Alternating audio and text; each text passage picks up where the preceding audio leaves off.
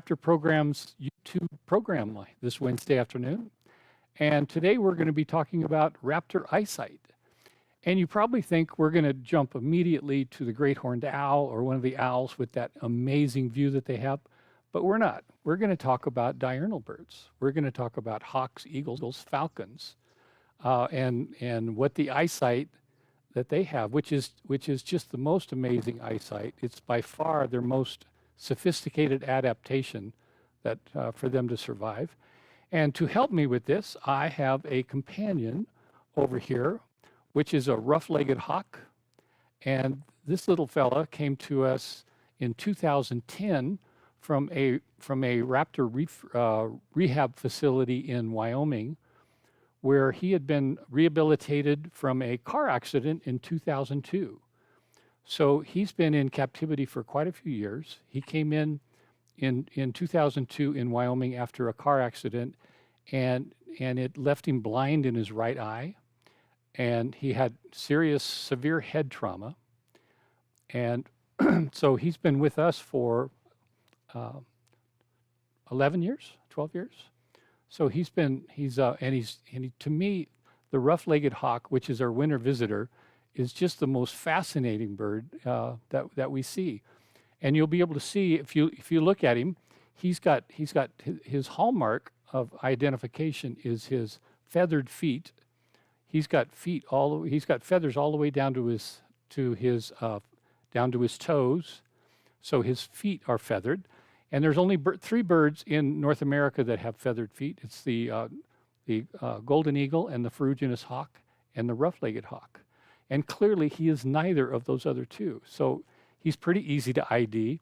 And if you see his tail, he's got a band on his tail, on the back of his band, and he's got a dark patch on his carpal right here. And so you can see that dark patch on his carpal metacarpus, his hand. And so he's relatively easy to identify.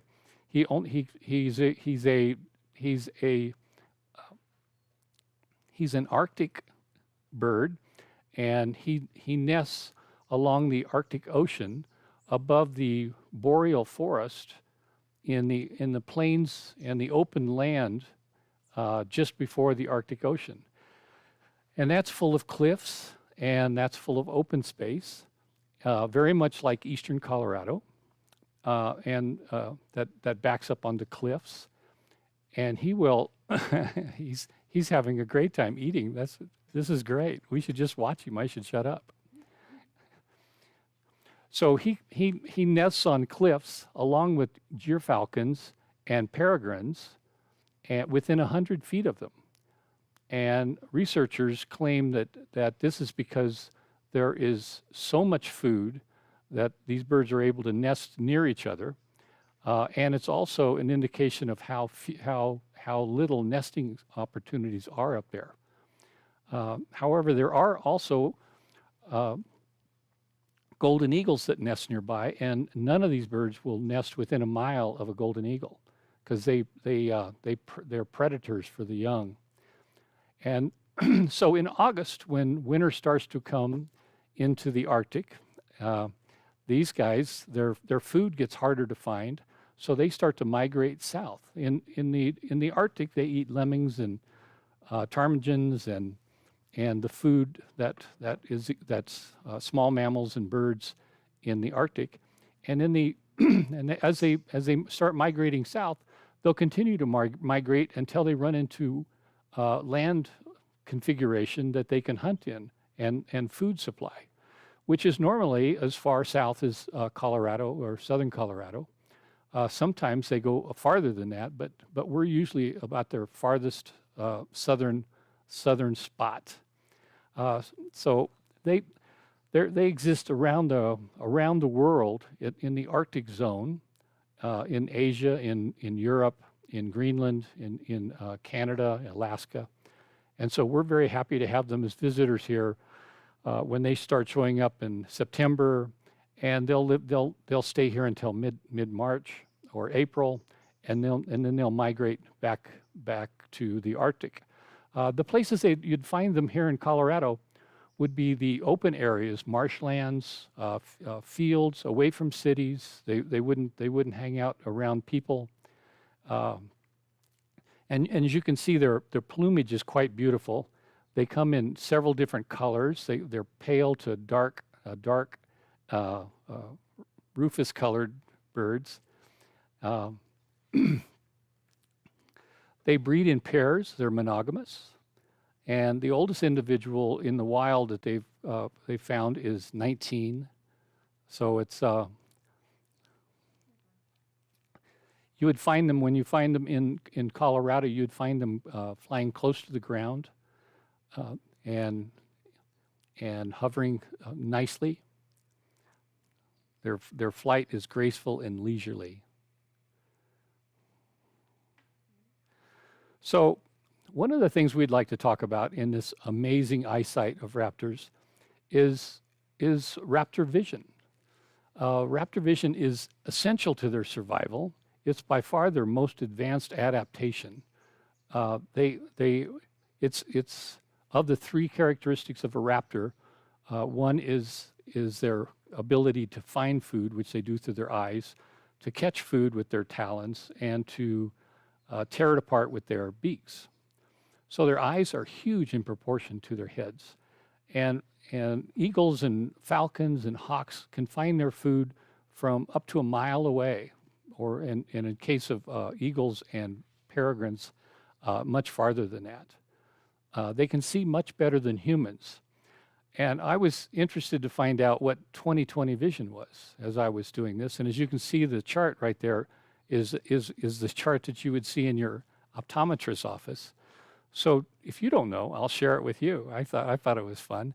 20/20 vision means that I can read the line that says DPCZ. I can read that line from 20 feet away. Now, without my glasses, I can't read that line from 20 feet away. So next time you go to the optometrist, you'll know that sign is 20 feet away, and he's being able to determine at what distance you can read that line, or whichever line you can read. Now, if you can't read that line, but you could read that line at half that distance, you might have 20/30 vision. So your vision depends on where you can read that sign. So they did some clever tests with eagles who were trained to fly to the glove, and they set up two televisions. One of them had gray bands on it, and one of them was blank, and they could adjust the thickness of the gray bands. So as the birds flew toward those television screens, they took note of when the bird veered off to get the food in front of the television that had the gray bands. And they could change the width of the gray bands, so they continually tracked the acuity of the vision of that bird, and they were able to do essentially what we do when we go into the optometrist's office to figure out what their vision was. And it turns out it was 24 as opposed to 20/20, which means that I would have to stand at 4 feet in front of that sign to see what the bird sees at 20 feet. So they have incredibly a good vision, and so they.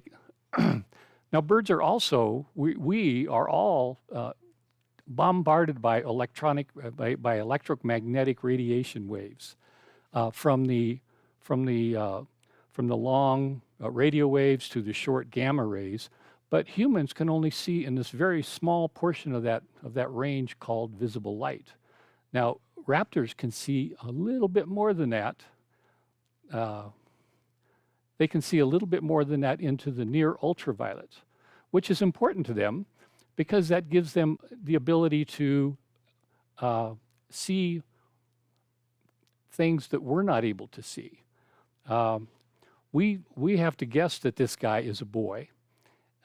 We do that by weight and whether he's because females are larger than males, and if he's ever laid an egg. Often we've gone years and years and years thinking somebody's a boy, and then one day we walk out and there's an egg in the enclosure, and we look around, there's nobody else out there, so we know that that's now a female. We blew it. And that happens a lot. So we often think, well, based on the size, but I can tell a guy from a block away. So I know that birds can tell boys from girls. We just don't know how they do it. Well, we do know how they do it, and they do it through their ability to see in this near ultraviolet spectrum. And if you look at a turkey vulture or a blue jay or a hummingbird, you can see the refraction, the luminous colors that are coming from those feathers, particularly on a hummingbird. They're just so beautiful. The red ruby-throated hummingbird, that red is not a color. That is just a refraction, like light coming through a prism. That's a reflection off the structure of the feather. Now, birds in the near ultraviolet see much more of that, and scientists are convinced that they can tell that females are a different color than males. So this little guy might have blue stripes, or he might have an orange head, who knows? But they can see much more than that. And they have better visual acuity. They have more, we have cones and rods in our eyes. The rods are for night vision, the cones are for day vision. And we have 3 cones in our head, in our eyes, that provide us daytime vision and color vision. Birds have 4, and they also have a special oil that are on them in their eye, and that gives them the ability to improve their sensitivity of shades. So given both of these things, where they can see a little bit broader the spectrum, and they can see much clearer shades and much clearer colors. So an orange to a bird is really orange, and a red is really red, and the shade is very different. So a rabbit that's disguised and is hiding in the brush might be much more visible to a bird who can see with those different shades. And since he can see in the near ultraviolet, if that happens to be a rodent eater, then as the bird runs along urinating, as they do, running through their grass, that reflects kind of like a neon light, and it says, "Eat it, Joe's." And so a bird can just fly over and see the urine trails of rodents. So it's an incredible tool for them to use. So their vision is so much better than ours. And that's just the structural part. So as you walk up to a bird, you might notice that the bird is looking at you through the side of his head, from the side. And as you walk up closer and closer and closer to you, and you might think the bird doesn't see you, or he's ignoring you. And then if you walk up to him closer, you'll notice that he'll turn and look at you. And this is because the birds have 2 focal points inside their eyes. They're called foveas. We have 1 fovea in our eye, and it's directly in front of us, so we're looking out. And so if I look at my fovea, it's arm length, about the size of my thumb in front of me, and that is my best resolution and my best color in front of my eyes. So that's my best vision right there. Now a bird, he has a fovea that's similar to we do, the shallow fovea, the straight ahead, and he has a side fovea that he can look at you in the side, just as this chart shows you, the monocular vision and the binocular vision. Now the amazing things that these both function at the same time, they're simultaneous. Now, I can't get that through my head what that means. I cannot understand what a bird's brain must be going through if he's looking at 2 different views simultaneously, and he's processing those 2 views. So as you're walking up to that bird, he's seeing you in one, and he's also seeing something else in front of him. So he's got the monocular vision, and he's got the binocular vision. And you can actually test this out on yourself, which is very fun to do. And I can just give you a quick demonstration of it. If you pick something up to your side and you look at it, and in one eye you can see it, and the other eye is blocked by your nose, right? And it's pretty easy to find it. And then as you expose your nose to it, as you expose it, you go from monocular vision to binocular vision. And it doesn't appear that there's a big difference until you think about it and study it. And the binocular vision is much more colorful. It's three-dimensional. So it's just seeing in monocular vision, you don't get depth perception. And this is really important for the peregrine falcon, just as an example. Now, the peregrine falcon might go hunting for his prey. He might see a bird that he's going to pick for his lunch, and he might jump off a cliff, soar up high in the sky, and soar until he finds a bird that he's going to hunt. Then he goes into what they call a stoop dive. But he might be a mile away from that bird, but he has to look at that bird through his monocular vision. That's his most accurate long-distance focal point. If he looked at it straight on, he wouldn't be able to see it because he doesn't have good vision looking forward. He can see things less than 25 feet. But for his long-distance vision, he needs to look through the side of his head. So as he's diving, he can't dive looking out through the front of it, in binocular vision. He's got to look through the side. So he's got to take a very circuitous route to that bird, and he's got to plan that out. So the entire route that he's flying, he's looking out the side of his face, side of his head, until he gets within 25 feet of that bird, and then he can turn his body, because if he tried to look frontwards, his aerodynamics is off, and he can't pick up the speed. He's got to be aerodynamically correct in order to pick up that speed. They travel over 200 miles an hour to up to 240 miles an hour, and that's all because of the aerodynamics of their sleek missile-like body. And he wouldn't be able to achieve that if he turned his head. If he turned his head, it'd completely mess up his aerodynamics, and he'd slow down to 60 miles an hour, and that bird would just take off. So diurnal bird vision is just incredible, and it's really fun to talk about. And maybe on our next talk we could talk about owl vision, which would be great. So we could say goodbye to our rough-legged hawk. He's just beautiful. The other thing I would say about this hawk is he's got the most beautiful head. It's so dainty and delicate. The structure of it is just beautiful. And I would also like to thank Susan Baker, who's holding our bird today. She's our bird handler. Thank you for coming in, Susan. And be sure to skip to our YouTube page. You can